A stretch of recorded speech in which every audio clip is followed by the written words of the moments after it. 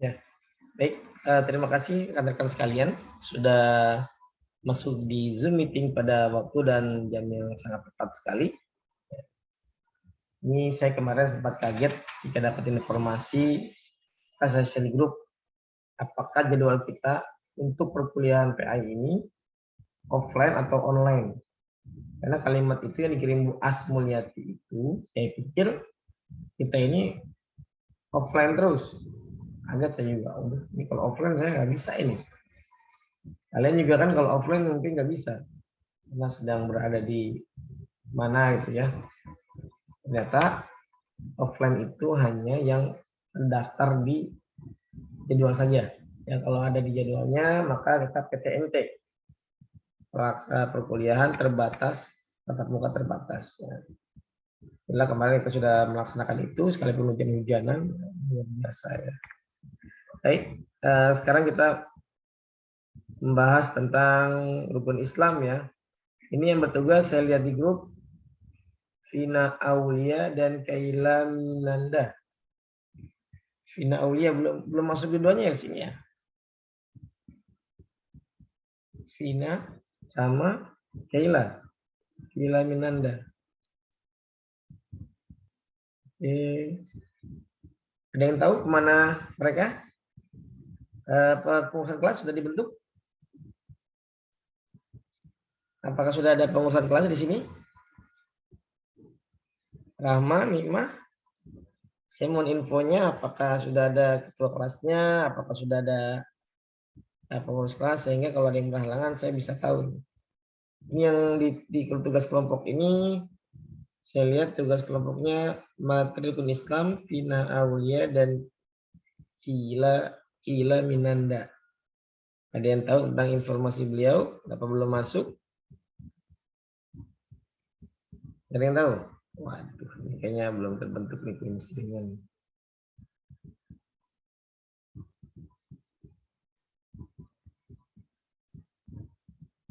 Oke, kalau memang nggak ada, begitu saya ambil alih ya.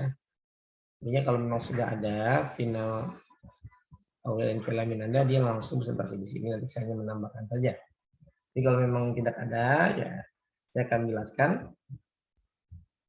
Baik, pertemuan kita kemarin pada hari Jumat kita sudah membahas tentang bagaimana sistematika perkuliahan, bagaimana penilaian, juga sudah membahas bagaimana cara ya kamu kuliah, tugas-tugasnya seperti apa, ya sudah saya jelaskan semuanya.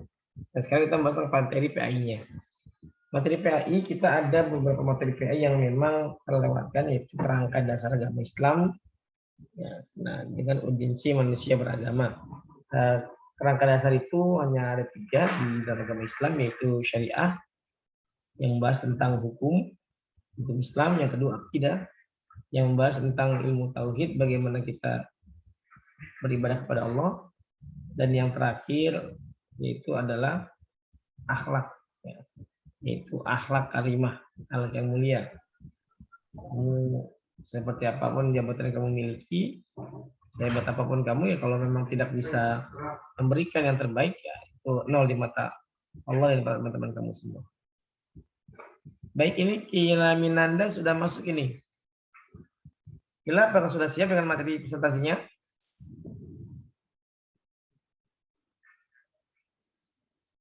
Belum, Pak, belum siap. Belum siap. Iya. Atau enggak yang lain aja dulu, Pak. Ya, ini yang disebut dalam bahasa Arab an-nas bitafkir wallah bitadbir. Kalau dalam bahasa Inggrisnya man supposes but God disposes. Manusia hanya bisa merencanakan tapi Allah yang menentukan. Kemarin saya sudah memberikan kepada kalian ya 12 materi ya.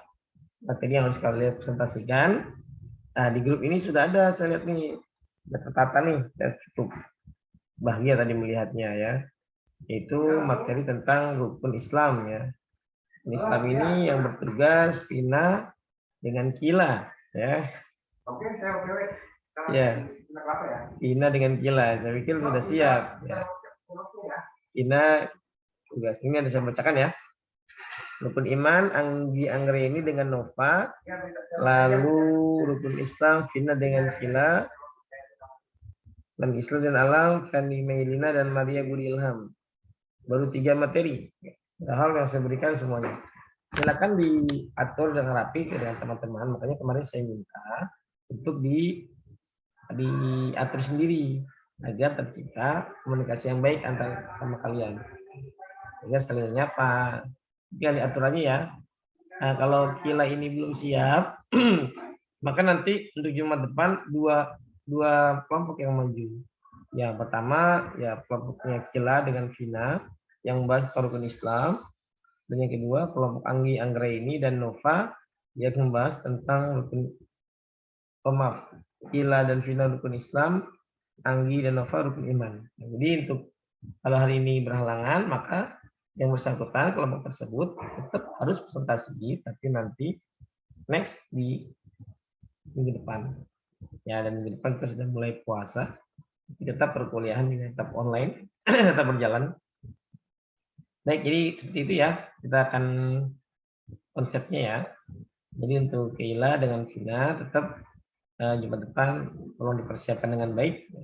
Kalau kamu merasa kesulitan untuk membuat makalah, untuk membuat presentasi, bisa menghubungi saya. Jadi siapa gimana caranya, saya kasih tip-tipnya.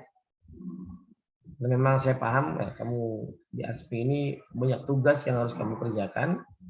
Ya inilah proses kamu untuk menjadi seorang sarjana.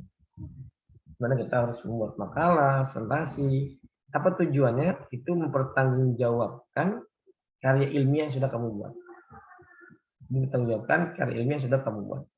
Nanti kan kalau kamu sudah memenuhi 3 tahap dalam perkuliahan, yang pertama adalah pendidikan, kedua pengabdian masyarakat, dan yang ketiga penelitian, maka kalau ini sudah kamu lakukan semua, maka kamu berhak mendapatkan sarjana strata 1.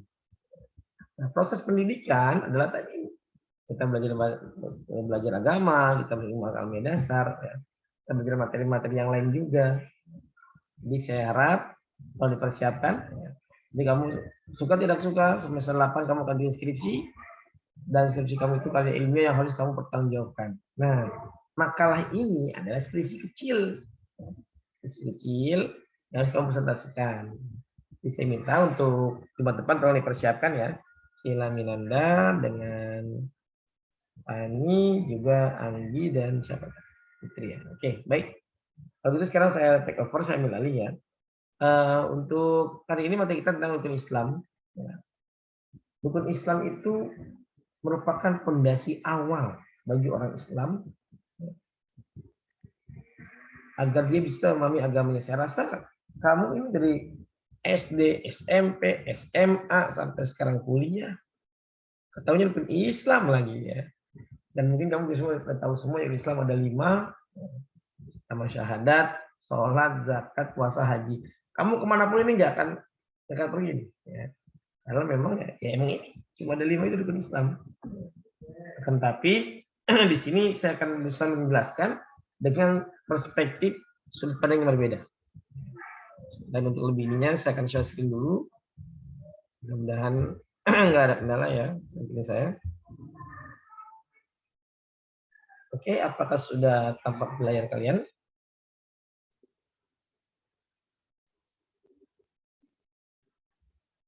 Gimana? Sudah tampak belum? Sudah terlihat ya? Halo? Sudah tampak belum? Sudah. Baik, baik. Saya butuh informasi dari kalian. Terima kasih. Oke. Baik. Ini masyarakat Islam. Ya. Jadi kamu udah SD, SMP, SMA, dimanapun kamu ya. Inilah yang akan kamu bahas ya. Ini tinggal muter aja di sini. Oke, nanti saya akan bahas dari perspektif yang beda ya. Oke, pertama syahadat. What the meaning of syahadat? Syahadat itu artinya persaksian. Syahadat artinya persaksian. 2 kalimat syahadat atau bahasa Arabnya syahadatain. Kenapa dikatakan 2 kalimat syahadat? Karena di situ ada 2 persaksian. Pertama disebutkan syahadat tauhid, yang kedua dengan syahadat rasul. Syahadatain terdiri dari syahadat tauhid dan syahadat risalah. Syahadat tauhid itu adalah ketika kamu menyebut asyhadu alla ilaha illallah, aku bersaksi bahwa tidak ada Tuhan kecuali Allah, itu disebut dengan syahadat tauhid. Adalah pengakuan dan persaksian bahwa tidak ada Tuhan yang berhak disembah selain Allah Subhanahu wa taala. Dan yang kedua namanya syahadat risalah, syahadat rasul. Yaitu kalimatnya asyhadu anna Muhammadar Rasulullah, pengakuan dan persaksian bahwa Muhammad sallallahu alaihi wasallam adalah utusan Allah. Nah, jadi inilah yang dikatakan dua kalimat syahadat. Karena memang di sini ada dua persaksian. Artinya, kalau keislaman seseorang itu ingin dikatakan sempurna, dia harus sudah mengucapkan dua kalimat syahadat. Makanya kalau hanya satu, itu nggak sah. Ketika dia hanya mengatakan asyhadu an la ilaha illallah, dia belum menjadi agama Islam. Maka dia mengatakan wa asyhadu anna Muhammadar Rasulullah, dia juga belum menjadi agama Islam. Tapi harus dua-duanya. Nah, terkadang ya, ada orang yang Islamnya itu karena pencarian, ini karena keturunan. Islam saya karena keturunan. Orang tua saya Islam, kakek saya Islam, maka saya pun juga menjadi orang Islam. Tapi ada juga yang Islamnya karena hidayah atau pencarian. Itu mereka yang sebelumnya non Muslim, tapi Allah memberikan hidayah kepada dirinya, jadi dia masuk dalam agama Islam. Dan ini banyak ya kasus-kasus terjadi di mana orang non Muslim profesor itu dia masuk dalam agama Islam. Siapa contohnya adalah seorang ahli anatomi tubuh dari Perancis yang beragama Kristen Ortodoks. Dia bernama Profesor Dr. Maurice Bucaille. Beliau ini adalah seorang profesor ahli dalam anatomi tubuh. Beliau masuk Islam itu ya sebenarnya simpel, karena beliau habis meneliti jasad Fir'aun. Jadi tahun 80-an, 90-an, 80 akhirul awal itu, Pak Profesor ini minta izin ke negara Mesir untuk meneliti jasad Fir'aun, mumi Fir'aunnya. Setelah diteliti dia kaget, ternyata kadar garam yang ada dalam diri Fir'aun itu masih basah. Seolah-olah menunjukkan bahwa Fir'aun itu baru mati kemarin sore. Di Fir'aun baru mati kemarin sore. Padahal Fir'aun itu sudah mati ribuan tahun yang lalu. Tapi kenapa kadar garamnya masih basah ini? Ini kitab suci apa yang menjelaskan pengawetan jasad Fir'aun? Kalau semua kitab suci itu menjelaskan tentang tenggelamnya Fir'aun, itu hampir semua itu menjelaskan itu. Di Injil ada, di Al-Quran ada, di Buddha ada juga. Jadi semua kitab suci ini menjelaskan tentang Fir'aun yang tenggelam di Laut Merah ketika mengejar Nabi Allah Musa alaihissalam. Tapi yang menjelaskan tentang pengabadian Fir'aun itu nggak ada. Nggak ada. Dicari sama dia cuma satu. Ya. Hanya satu yang menjelaskan pengabadian Fir'aun itu kitab Al-Quran. Ya, Yauman najika di badanika litakuna liman khalfaka. Hari di mana kami selamatkan jasad wahai Fir'aun untuk apa? Litakuna liman khalfaka, agar menjadi bukti. Agar menjadi bukti untuk umat sebelumnya. Dan artinya apa? Ternyata hanya Quran saja yang menjelaskan tentang pengabadian jasad Fir'aun. Dari situ ya, beliau seorang ahli ilmuwan dan mengatakan tidak mungkin Quran ini buatan manusia. Karena 14 abad yang lalu ilmu pengetahuan belum seperti sekarang. Ilmu pengetahuan itu masih dangkal sekali, ya. Sehingga ini pasti Quran kalam Allah. Dari situ akhirnya Profesor Dr. Maurice Bucaille dia masuk agama Islam dan dia mengucapkan dua kalimat syahadat. Luar biasa ya. Itu ada tuh buku-buku tentang the people who entered the Islam. Orang-orang yang agama Islam dari Eropa. Yang terbaru ini Cat Steven. Cat Steven itu salah seorang penyanyi Inggris yang memang suaranya bagus, juga banyak fans penggemarnya. Ya, pada dulu masuk agama Islam, menjadi Yusuf Islam namanya sekarang. Ya, Cat Steven. Oke, ini pertama syahadat ya. Yang kedua, salat. Oke, salat. Secara bahasa, salat bermakna doa. Sedang secara istilah, salat merupakan ibadah wajib yang terdiri atau yang diawali dari ucapan dan perbuatan, diawali dengan takbir dan diakhiri dengan salam disertai persyaratan tertentu. Ya, jadi salat itu adalah bermakna doa. Jadi kalau kamu berdoa ya kamu udah salat. Tapi ingat secara bahasa. Dalam ilmu agama itu kamu harus tahu ada pengertian dalam memahami satu istilah agama itu dari dua hal. Pertama bahasa, kedua istilah. Syahadat secara bahasa bersaksi, persaksian. Secara istilah kita bersaksi berkata-kata kecuali Allah dan Nabi Muhammad SAW. Salat sama. Salat secara bahasa adalah doa atau ingat. Jadi ketika saya dulu ya masih kuliah dengan kalian ya teman-teman saya di UIN begitu banyak, justru filsafat ini, wah kacau kalau filsafat. Salat saya minta, bro, salat bro. Gue udah salat dari tadi. Salat dari mana? Ya kan mana salat harus ingat. Terus ingat sama Allah. Oh. Jadi ketika udah ingat sama Allah, cuma jadi salat. Masya Allah. Ya ini akhirnya buat saya, wah ini teman-teman nggak bener ini. Dia bilang kalau nanti kamu lapar, terus ingat sama makan. Bisa nggak kira-kira?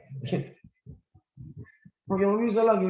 Kenapa kalau Allah cukup dengan ingat aja? Ya, karena dia memanai sholat hanya sebatas bahasa, etimologi. Terminologinya tidak dilihat. Tapi sholat bermakna doa.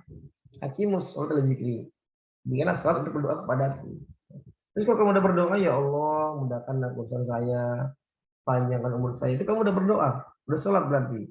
Ya tidak. Karena secara istilahnya, sholat merupakan ibadah wajib yang terdiri dari ucapan dan perbuatan, diawali dengan takbir, diakhiri dengan salam. Ini ketika takbir, Allahu Akbar, Allah Maha Besar. Yang besar hanya Allah, tangan kita ke atas. Dan vertikal. Vertikal relationship, kita hanya fokus Allah, Allah yang besar. Makalah agama belum dibikin, aduh, itu kecil ya. Oh, makalah tugas matematik belum dikerjain, kecil ya.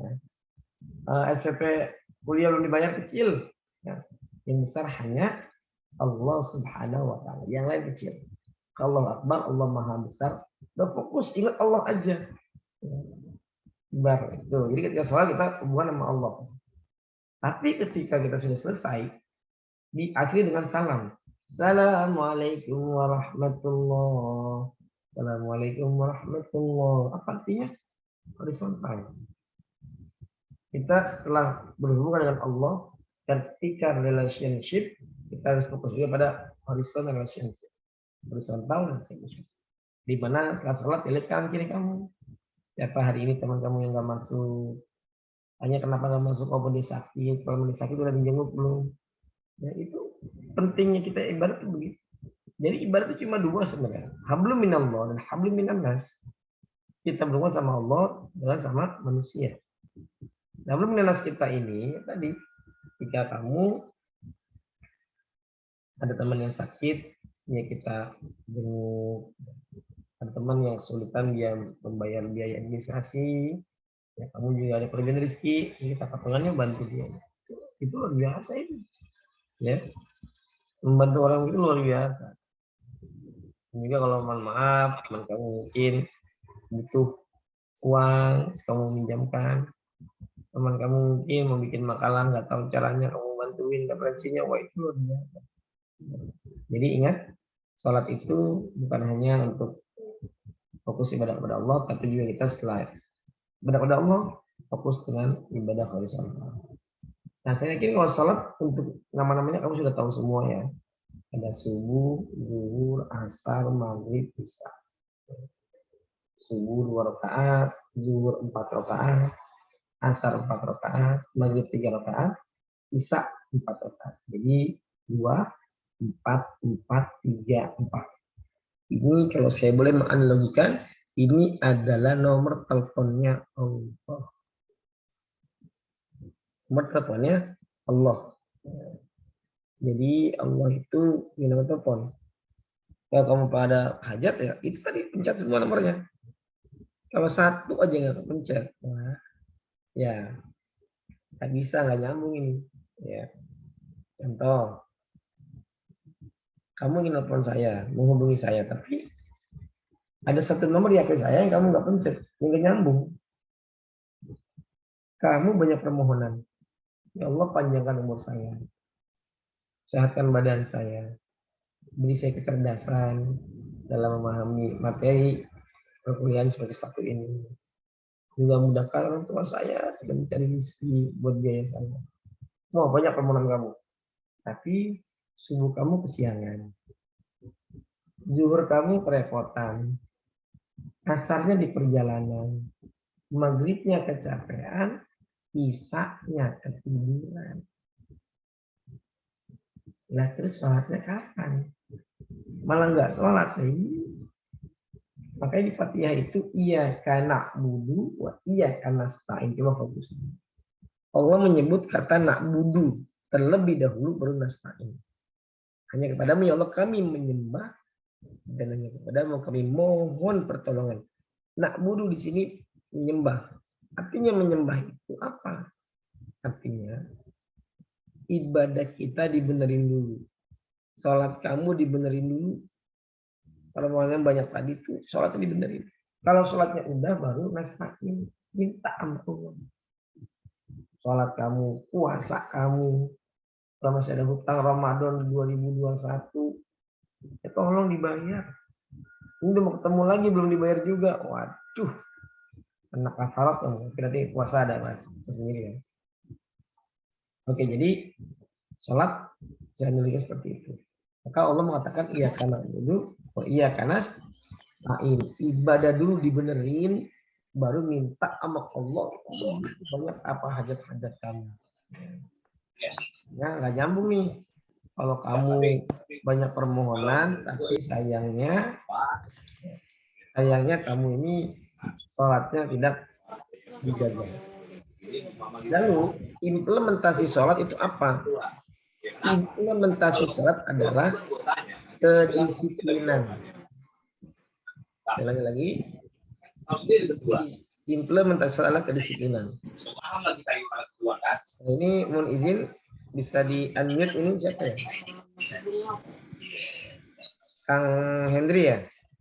Nah di unmute ya.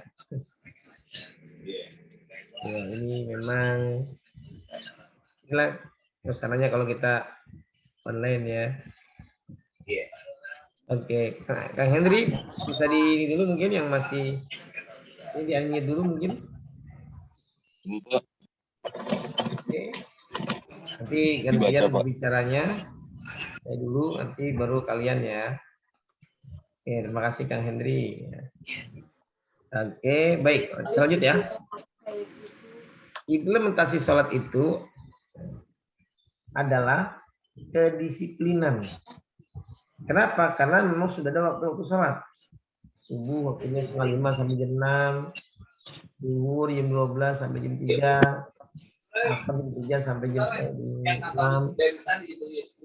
Maghrib jam 6 sampai jam 7. Kita setengah 8 sampai. Semuanya ini sudah ada ketentuan waktunya. Sudah ketentuan waktu. Kalau nggak salah 4 tahun. Sebentar. Sudah selalu ibarat. Marina Cecilia ini enggak di unmute ya. Oke. Saya unmute dulu ya Marina ya. Nanti kalau kamu berbicara bisa antar kasih waktu. Oke. Sebentar saya jadi. Ya. Baik. Di sholat itu sangat penting ya. Kamu mau nakal kayak apa, bandel kayak apa, kalau sholat kamu jaga, insya Allah aman. Nanti Allah akan berikan kamu guide, petunjuk ya, bahwa dengan sholat itulah nanti semuanya akan bisa menjadi solusi. Kalau kamu ada masalah apapun, masalah biaya, masalah dengan teman, dengan pacar misalnya mungkin ya, dengan orang tua, sholat ya, curhat sama Allah di atas sejadah, wah itu nikmat itu. Apalagi kalau kamu curhatnya di malam hari, oh masya Allah, itu luar biasa. Ya, curhatnya itu kamu luar biasa itu Saya membiasakan diri kalau ada masalah, kita berdoa di malam hari ini, minta mau di atas sajadah, nah itu luar biasa. Ya, makanya kamu kalau curhat jangan sama teman. Kalau curhat sama teman, paling cuma bisa bilang sabar ya. Sabar ya. Kalau curhat sama Allah, wah, nikmat. Kita rasakan nikmatan yang kamu berdua dengan Allah, luar biasa. Oke, jadi saya minta sholat mengajarkan kita untuk disiplin. Ya, maka tadi Zoom 9, usahakan sebelum 9 kamu udah siap. Kalau kamu ada tugas, usahakan sebelumnya persiapkan tugasnya. Karena implementasi dari sholat adalah kedisiplinan. Nanti kalau sholat kamu benar, bisa kamu terapkan dalam sehari-hari. Ketika kamu sudah kerja, kamu jadi seorang pegawai, karyawan yang disiplin. Ya. Masuk aja jam 7:15, kamu sudah di kantor. Ya. Lalu ketika pulangnya itu jam 4, kamu, maksud saya, belajar disiplin dari ibadah sholat. Karena ibadah sholat ini mengajarkan kita disiplin, mengajarkan kita juga menjadi orang yang rendah hati, tidak sombong, tidak bangga dengan apa yang kamu miliki. Karena ketika kita sholat adalah gerakan sujud. Mohon maaf, gerakan sujud itu kepala kita sama kaki itu sama, sejajar. Malah mohon maaf, pantat kita yang ada di atas. Ini secara filosofinya, ketika kita menyamakan kepala kita dengan kaki kita, ini menunjukkan kelemahan kita sebagai seorang hamba. Ya Allah, kami bersujud padamu, kami mohon. Makanya di sujud terakhir itu, kamu disunahkan untuk berdoa. Di sujud terakhir, disunahkan untuk berdoa. Dan saya minta kalau kamu sholat, sujud terakhir tolong dilamain. Minta mau apa aja ajar kamu. Ya Allah, beri saya kemudahan dalam memahami. Beri saya kemudahan dalam mengerjakan tugas-tugas. Beri saya kemudahan untuk mengikuti semua perkuliahan. Nah itu. Tapi dari situ membuat kamu jadi banyak ya, memberikan inspirasi, banyak memberikan solusi. Maka sholat ini saya minta tolong dijaga. Kalau perempuan mungkin ada waktu tertentu ya yang tidak boleh sholat, yaitu ketika haid. Perempuan nggak usah sholat malah dosa itu. Kalau laki-laki nggak ada ya.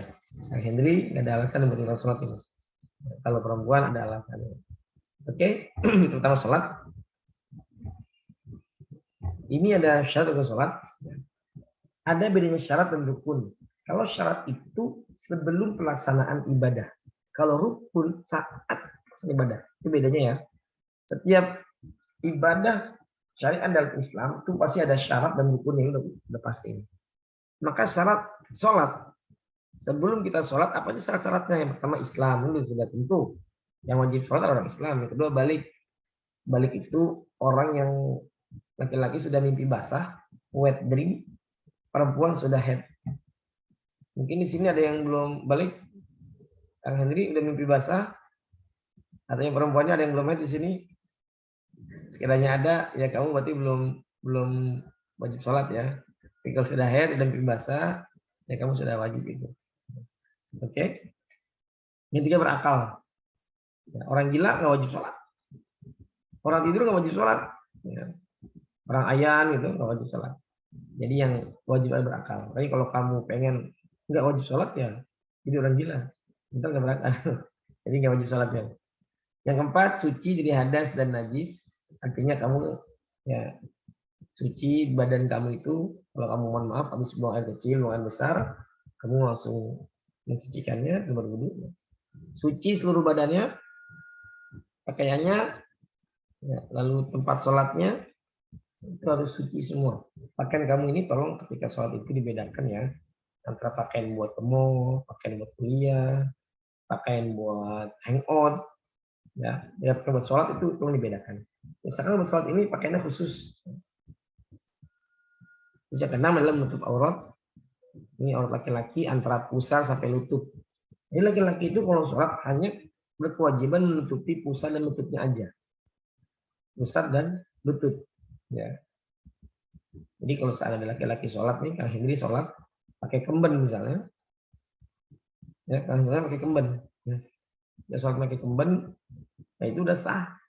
Karena aurat laki-laki hanya pusat dan lutut.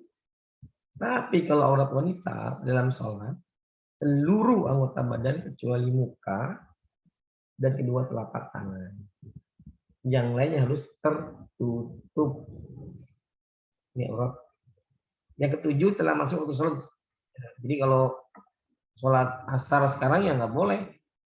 Orang masih zuhur kok, ya zuhur aja belum, jadi harus sholat dulu. Yang kedelapan menghadap kiblat, bukan menghadap Monas ya, menghadap kiblat. Kiblat itu kita menghadapnya ke ya, Ka'bah. Ka'bah ada di Arab Saudi, tempat Masjidil Haram. Kalau kita ada di dalam Masjidil Haram, kita harus menghadap ke Ka'bah, karena Ka'bah bisa terlihat dengan jelas di Masjidil Haram. Kalau kita berada di luar area Masjidil Haram, maka cukup menghadap ke Masjidil Haram. Kalau kita di luar dari kota Mekah, maka cukup menghadap ke arah kota Mekah.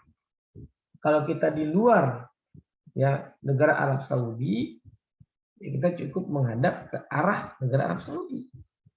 Nah, di Indonesia dengan Arab Saudi itu ada di sebelah barat. Sehingga kita sholat cukup menghadap ke barat, selesai.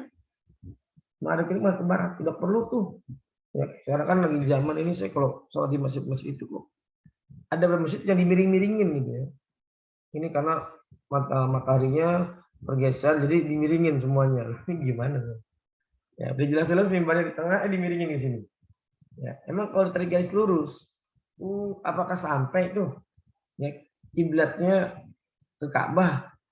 Saya khawatir kalau tarik garis lurus yang tadi dimiringin, sampainya malah ke Old Trafford, ya, atau ke Camp Nou, malah ke Barcelona. Makanya udahlah, nggak usah menghadap miring, nggak usah. Yang penting kamu menghadap ke barat, selesai. Kamu disuruhnya fawalli wajhaka syatral masjidil haram. Hadapkanlah wajahmu ke arah Masjidil Haram, bukan ke Ka'bahnya, bukan ke arahnya aja. Ya. Jadi nggak perlulah untuk dimiring-miringin. Nah, yang ke-9, mengetahui mana yang rukun dan mana yang sunnah. Nah, ini rukun sholat sudah 13. Sama niat, terus takbiratul ihram, ya, Allahu Akbar itu semua wajib dan dilafazkan ya. Allahu Akbar. Bahasa Arab jangan pakai bahasa Indonesia. Allah Maha Besar nggak sah sholatnya. Jadi bagi yang mampu membaca Fatihah, rukun dengan tumanina, itu tumanina, sujud 2 kali dengan tumanina. Apa itu tumanina? Berhenti sesaat. Itu kan tradisi dengan tumanina. Tasyahud akhir, baca salawat Nabi pada tasyahud akhir, baca salam yang pertama, dan tertib. Artinya semuanya ini nggak boleh diacak, harus urut 1 apa, 2 apa, 3 apa, dan seterusnya. Ini sholat ya, oke saya percepat. Yang kedua ada 3, zakat.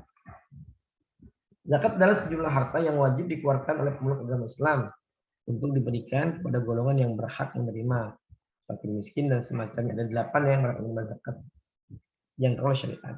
Zakat termasuk dalam rukun Islam dan menjadi salah satu unsur yang paling penting dalam syariat Islam.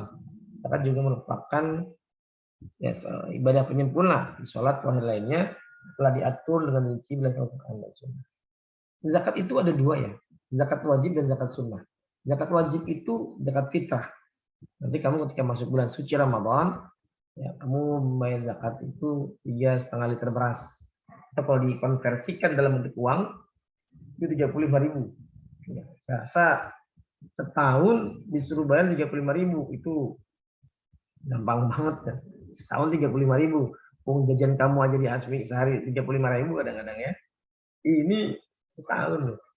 Nah, tapi ingat ada zakat sunnah, itu zakat mal. Apa zakat mal itu? Zakat harta. Nah, nanti kalau kamu udah bekerja, pas kamu masih ikut orang tua ya, kamu udah bekerja nih, kamu catat kamu punya barang apa aja nih. Oh, saya punya rumah, saya punya mobil, saya punya TV, saya punya HP. Catat. Lalu kira-kira semuanya berapa? Anggaplah harta kita yang nggak bergerak itu kalau kita total ada 100 juta misalnya, maka keluarkan 0,5%-nya. Nah, itulah zakat mal, zakat harta kamu. Ada lagi zakat penghasilan. Saya sebagai seorang dosen, saya punya penghasilan saya UMR. Maka ketika saya mendapatkan zakatnya, salah satu besok ya saya transfer, ya saya UMR itu ya anggaplah kita bulatnya 5 juta. Maka saya harus mengeluarkan lagi 0,5%. Saya berikan lagi kepada yang lain. Zakat memang. Jadi zakat ini sangat penting ya. Zakat penghasilan, zakat perdagangan. Kalau kamu berdagang juga ada zakatnya. Ya, lalu kalau kamu melaksanakan apa, berniaga, semua ada zakatnya. Bahkan mata kita ada zakatnya, telinga kita ada, hidung kita, mulut kita ada zakatnya. Semua anggota tubuh kita ada zakatnya. Para sahabat bertanya, ya Rasulullah, kalau kita zakat harta, zakat peternakan, zakat pertanian, zakat perniagaan, itu kita paham ya Rasulullah. Tapi kalau zakat anggota tubuh itu bagaimana? Gimana cara membayarnya?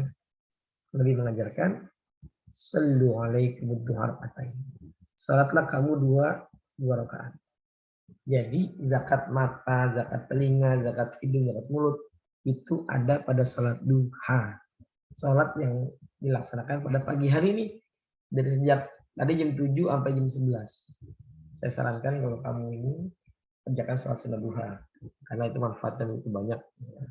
Untuk menarik rezeki juga, untuk membayar zakat anggota badan kita juga. Oke, zakat ya. Ini sudah saya jelaskan tadi macam-macam zakat, zakat fitrah, zakat mal. Ini nggak perlu saya jelaskan lagi.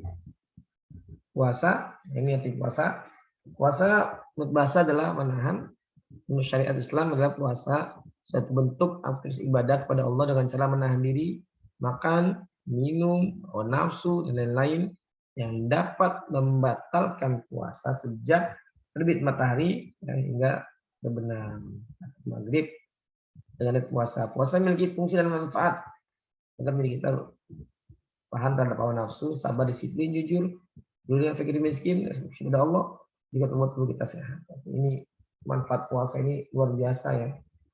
Jadi puasa ini diteliti oleh para ilmuwan, para dokter, ahli gizi, ahli kesehatan. Ya. Ternyata hadis Nabi sumu tasihu, puasalah maka kamu akan sehat. Ini nggak sembarangan.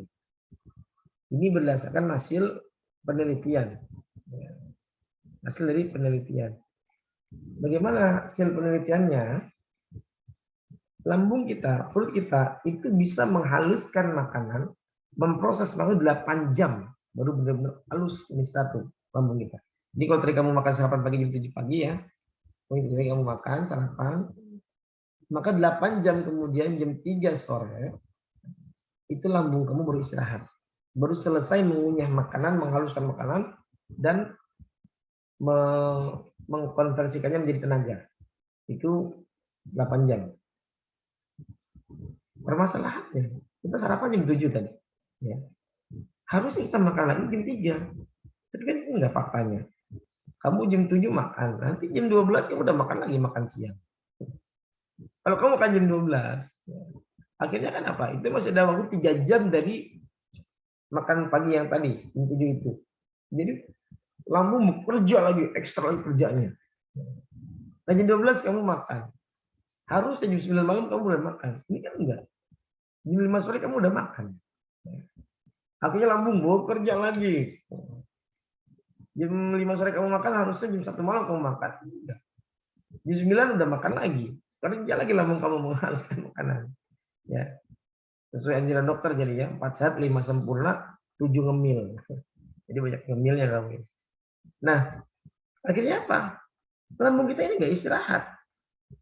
Jadi kalau kamu nggak puasa itu lambung kamu nggak istirahat. Efeknya apa? Mesin aja loh. Mesin motor dipakai terus, mesin akan panas. Apalagi lambung kamu, perut kamu makan terus. Nggak memberikan waktu istirahat buat lambung kamu. Nah ini ya. Nanti ujung-ujung penyakitnya mah, liver, ginjal, dan seterusnya. Tapi kalau kita puasa, kita sahur nih, jam 4 pagi. Sahur jam 4 pagi. Setelah sahur jam 4 pagi, ya, maka 8 jam kemudian, jam 12 siang, kamu sudah selesai untuk bekerja lambungnya. Dan sudah diberikan kepada seluruh badan menjadi energi. Lalu jam 12 sampai jam 6, kamu kan nggak makan. Jam 12 siang, jam itu kamu nggak makan. Dengan kamu tidak makan itu, lambung istirahat. Nah, ya. Ini lambung istirahat. Nah, ketika lambung istirahat, maka lambung akan mengeluarkan yang namanya toksin-toksin yang beracun atau toksin tidak baik buat tubuh kita. Yang dalam proses pengeluaran toksin itu adalah disebut dengan autolisis. Proses pengeluaran toksin dalam tubuh namanya autolisis. Sehingga lebih puasalah kamu akan sehat. Dan kalau kamu puasa jadi jam 12 sampai jam 6 pasti kamu akan lemes, lapar, wajar. Karena memang tidak ada asupan energi.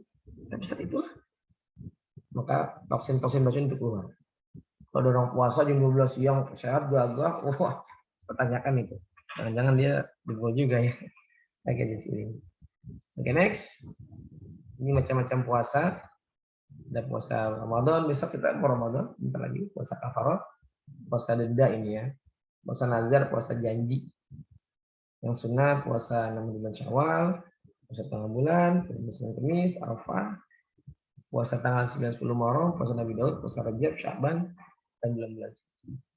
Terakhir adalah ibadah haji. Haji bahasa adalah pergi ke Baitullah. Secara etimologi adalah pergi beribadah ke kota suci Mekah, melakukan tawaf, sa'i, wukuf, pada Arafah, dan melaksanakan semua ketentuan haji di bulan Dzulhijjah. Haji ya. Mudah-mudahan saya, kamu, kita semua diberikan rezeki yang banyak, kita bisa menjadi tamu Allah.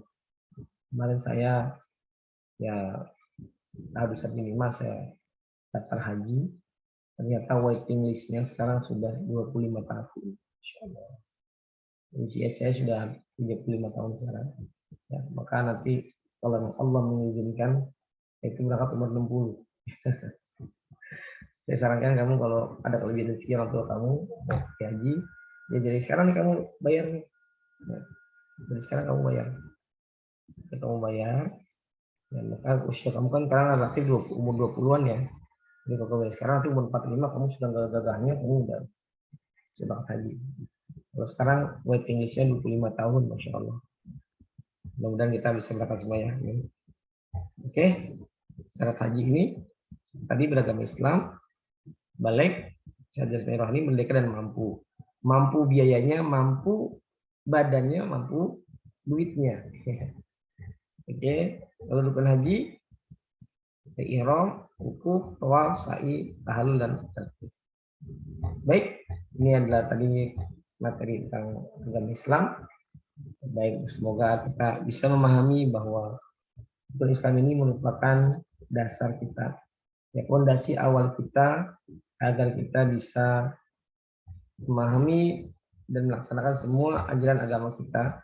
Dan setidaknya dari ajaran yang kita miliki ini mempunyai makna bahwa ketika rukun Islam itu kita sudah kuat, maka nanti naik menjadi fondasi kedua itu rukun iman. Baik, untuk selanjutnya apakah ada pertanyaan? Saya buka, silakan kalau ada yang ingin tanyakan, kita masih ada waktu. Kalau mau yang tanyakan, baik yang berhubungan dengan materi ataupun luar materi, saya beri kesempatan buat teman-teman untuk bertanya.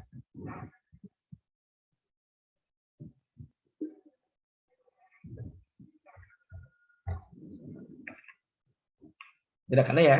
Oke. Saya, ya Feni, kenapa Feni mau tanya? Silakan. Iya, Bapak, saya mau nanya, apa untuk tugas yang presentasi itu materinya boleh sama atau tidak, Pak? Maksudnya materi yang saya berikan kemarin? Iya. Materi antara satu teman dengan yang lain harus berbeda. Oh. Iya, Oke, misalnya. Pak. Ya.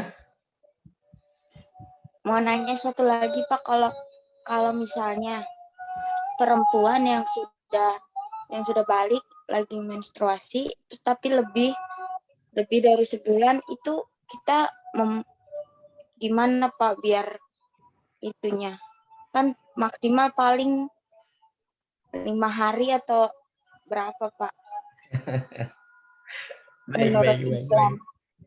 Baik, terima kasih Fani. Ada lagi mungkin Pak Feni ya? Penny ada Penny ada Pani depan. Ini good question Penny. Oke, tugas tadi nggak boleh sama ya antara judul ya, harus berbeda dengan yang lain. Yang kedua, ini saya curhat sedikit ya. Dulu ketika saya belajar di pesantren, membahas tentang fikih wanita, saya paling malas ikut mata pelajaran ini. Kenapa ya? Fikih wanita, saya laki-laki kok, ngapain saya ikut ini? Kan saya nggak head, saya kan nggak hamil, saya kan nggak menstruasi. Kata kayak saya, loh, memang kamu nanti nggak akan punya istri, kamu nggak akan punya anak, kamu nggak akan punya murid. Nanti kalau ditanya murid kamu gimana? Istri kamu gimana? Masya Allah, ini jawabannya sekarang. Jadi Penny, saya memang seorang laki-laki dan saya nggak pernah head, saya nggak pernah menstruasi. Tapi ada kitab fikih, namanya kitab Fathul Qorib yang dikarang oleh Abi Syuja dan Al-Asfahani. Di situ dijelaskan bahwa Imam Syafi'i itu menulis perempuan yang head itu ada masa waktu yang paling sebentar, ada waktu paling lama, dan ada waktu biasanya. Paling sebentar wanita head itu adalah sehari semalam. Paling sebentar ini ya. Dari mana kok bisa tahu ini Imam Syafi'i? Karena ketika ingin menulis ini, Imam Syafi'i berdiri di depan pasar. Dulu tempat caram itu pasar ya, dulu ya. Lalu setiap kali ada orang yang masuk, kalau perempuan ditanya, headnya berapa lama, paling cepatnya berapa hari, umumnya berapa, ditanya semua. Kalau bahasa kitanya observasi atau sampel, ya, random sampling kalau bahasa ininya sekarang. Akhirnya didapatilah kesimpulan bahwa perempuan itu yang head menstruasi paling cepat itu sehari semalam, paling cepat. Paling lama 2 minggu, 14 hari. Umumnya 7 hari. Umumnya 7 hari. Kata-kata perempuan itu 5 sampai 7 hari umumnya. Nah makanya kamu yang paham tentang psikologi diri kamu tentang menstruasi yang kamu alami sendiri. Lalu bagaimana Pak kita menyikapinya? Kalau itu lebih dari 2 minggu Pak, nah ini itu dibahas lagi. Jadi tadi tolong kamu lebih paham ya dari diri kamu sendiri. Kamu menstruasinya sebagai kaum Hawa itu berapa lama? Ya, apakah kamu 1 hari? Apakah kamu yang 14 hari? Ataukah kamu yang 57 hari? Kamu yang lebih paham. Tapi kalau sudah lebih dari 14 hari, apa hari ke-15, 16 hari sampai 1 bulan, itu bukan menstruasi namanya. Itu bukan darah haid namanya. Itu namanya darah istihadah. Apa itu Pak darah istihadah? Darah istihadah adalah darah penyakit. Jadi ketika darah kamu keluar terus selama 1 bulan, asik, 1 bulan saya nggak sholat karena salah. Ya. Waktu kamu head itu yang darah itu hanya 14 hari. Kenapa bisa darah head Pak? Karena kamu kan punya sel telur nih. Laki-laki punya sel sperma. Ya selama sel telur kamu dalam rahim kamu itu belum dibuahi, belum bertemu oleh sel sperma, maka sel telur itu akan menjadi darah yang disebut dengan darah haid. Itu darah orang sehat, darah sehat kamu itu. Jadi kalau katakan ya kalau haid itu darah kotor, salah, itu darah bersih. Ya, karena tadi sel telur kamu tidak bertemu dengan sel sperma, ovum bertemu dengan sperma, sehingga apa? Ovum tadi itu akhirnya menjadi darah haid menstruasi itu. Ya. Tapi kalau itu batasannya 14 hari, ilmu kedokteran belum meneliti ke sana. Islam itu benar. Ya. Nah, kalau kamu udah 15, 16, 17 sampai 30 hari masih haid juga, maka di hari ke-15-nya sampai dari ke-30 kamu wajib sholat. Lupa kan saya keluar darah, iya, tapi darahnya bukan darah haid, itu darah istihadah, itu darah penyakit. Nah, mungkin mohon maaf, mungkin kamu ada penyakit di ginjal kamu, di liver kamu, sehingga kalau darahnya itu darah penyakit, tetap wajib sholat. Yang tidak wajib sholat kalau darah haid hanya 14 hari. Ya, jadi tolong diperhatikan nih, baik kaum Hawa. Dan ini bukan porno ya, bukan porno, ini ilmu. Harus kamu pahami bahwa paling cepat ya wanita haid sehari semalam, paling lama itu 2 minggu, umumnya 5 sampai 7 hari. Lebih dari itu darah penyakit kamu sudah wajib sholat. Dan ingat kalau haid kamu udah selesai, kamu wajib mandi. Lagi, kalau itu sudah selesai, kamu wajib mandi. Ya, jadi jangan lupa mandinya tuh. Saya niat mandi besar untuk mensucikan diri dari haid, udah selesai. Tip ini ya. Terima kasih atas pertanyaannya nih Feni nih ya. Iya, Pak. Pak, mau nanya satu lagi, Pak. Boleh silakan. Nih, kan kakak saya habis melahirkan. Nah, Oke. bulan Ramadan kemarin, dia nggak puasa, Pak. Selama 29 hari itu bayarnya kita bayar fidyah atau bayar dengan puasa. Baik, terima Makasih. kasih. Terima kasih Feni. Ya ini memang kasuistik ya. Perempuan itu kalau nggak hamil, dia melahirkan, udah akhirnya nggak puasa, nggak kuat dan seterusnya. Ya, nanti kamu akan merasakan cemas. Itu gimana Pak cara bayarnya Pak? Kalau kakak kamu masih kuat untuk membayar dengan puasa, maka wajib dengan puasa. Kalau masih kuat dibayar dengan puasa, maka harus dengan puasa.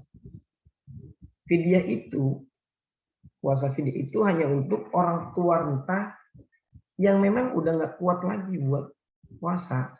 Oh, punya kakek misalnya, masih hidup nih, usia 80 tahun. Ya namanya kakek kamu udah tua, dia nggak bisa untuk puasa deh. Dipaksakan malah bengek entar kakek kamu itu ya. Pada konteks ini boleh dia nggak puasa tapi dibayar dengan fidyah. Nah kalau kita yang masih muda, kalian semua nih yang masih muda, kakaknya ini tadi yang masih muda, melahirkan, tolong selama masih mampu untuk dibayar dengan puasa, maka wajib dengan puasa dulu. Yang kedua, kalau memang tidak kuat, Pak, saya kan ngurus anak, habis melahirkan saya menyusui. Kalau saya puasa, nanti anak saya gimana? Oke, kalau memang begitu, ya maka harus bayar fidyah. Bayar fidyahnya gimana, Pak? Fidyah itu memberi makan orang miskin. Fidyah tu'amu miskin dalam Al-Quran, fidyah itu memberi makan orang miskin. Berapa banyak Pak orang yang miskin kasih makan? 60. Jadi satu hari kamu nggak puasa, itu memberi makan 60 orang miskin. Satu orang miskinnya itu 1 mut atau 1 liter. Kalau kita ambil, satunya 10.000, kali 60, berarti 600.000. Satu hari. 1 bulan Pak, kali 30, 18 juta. Masya Allah. Pak Islam berat banget Pak. Saya pindah agama aja, jangan. Nah itu afdolnya. Kalau Pak saya nggak bisa 60, saya maksudnya cuma 1, monggo silahkan. Jadi kalau misalnya kakak Penny ini hanya bisa membayar fidyahnya itu untuk 1 orang miskin, itu hanya 10.000 misalnya. Sebenarnya Bapak keluarkan dikali selama 1 bulan, jadi hanya mau keluar 300.000 itu bayar itu sudah cukup ya. Nggak berat ya, 300.000. Begitu ya Penny ya. Jadi membayarnya itu dengan fidyah, menimbulkan orang miskin. Iya Bapak, terima kasih. Sama. Oke, ini ada yang lain terkait materi kita pada pagi hari ini? Baik, dengan materi di luar materi juga nggak apa-apa. Nah, saya tentang mimpi Pak, ya, semalam saya mimpi dipatok ular Pak, itu mananya apa? Baik ya, kalau nggak ada ini saya rasa cukup. Saya akhiri, saya berharap untuk Jumat depan kita masih online ya. Jadi ternyata kita offline itu hanya di minggu Jumat ketiga, itu offline. Yang jadwalnya sudah ada, tapi nanti di offline itu kita online. Ya, dan nanti saya harap untuk yang akan datang, untuk saya minta dipersiapkan materinya, baik PowerPoint-nya maupun makalahnya dipersiapkan. Pokoknya bingung-bingung lah, kamu tinggal klik rukun Islam, rukun iman, .ppt.org itu udah keluar semua materi. Tinggal kamu ATM, amati, tiru, modifikasi. Saya sudah memberikan tips ya kemarin ya. Oke, merasa cukup. Apabila ada jarum yang patah jangan simpan dalam hati. Kalau ada kata-kata saya yang salah jangan simpan dalam hati. Anak itu makan keripik, makanya di balik pintu. Wassalamualaikum warahmatullahi wabarakatuh. Terima kasih ya semuanya ya. Waalaikumsalam warahmatullahi wabarakatuh. Ini semua saya akhiri ya.